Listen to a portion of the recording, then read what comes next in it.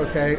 Good morning, Councilman Garcetti. We are having for the Chamber of Commerce a YouTube channel that's going to ask all the mayoral candidates 3 questions and get their responses to the exact same 3 questions. So you're ready for the first one? I'm ready. Okay. The first question is, do you think the business tax should be fully repealed? And if so, how do you plan to do that?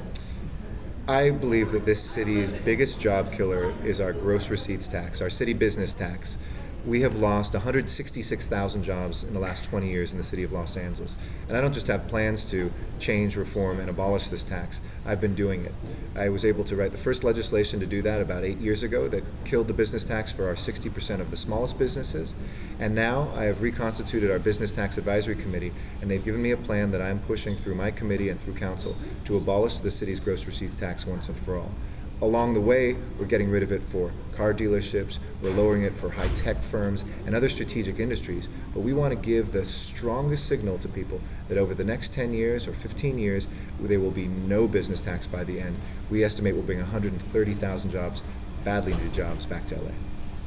Our second question, Councilman, is how will you address the budget imbalance and in particular the unfunded pension mandate of the city of Los Angeles? You know, of all the candidates that are running for mayor, I'm very proud that I have the strongest track record, not just in identifying the problem, but solving the problem of pension reform and healthcare costs in the city of Los Angeles.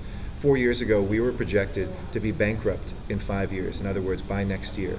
This year, we were supposed to have a $1 billion deficit, and when we began our deliberations for this year's budget, we were down to about 199, so 80% of the work we had done, because I sat down in partnership with our unions to not only downsize the size of our workforce through early retirements, but also to increase what we pay out of pockets to sustain our pensions, to protect those benefits and to make sure that we can provide the basic services that people depend on. So it's a $500 million of pension reform that I've done, as well as working with our police and firefighters to put on the ballot and pass successfully pension reform for our new hires. LA is far ahead of the curve of the rest of the country. And finally, as a politician, you know how hard it is to get the attention of voters. Yes. What is the one thing that you would like voters to know about you? I'm going to be the most accessible and accountable mayor we've ever had. I still walk door to door every month in my own district. I hold office hours where people can line up and talk to me. It's something that I'll continue as mayor.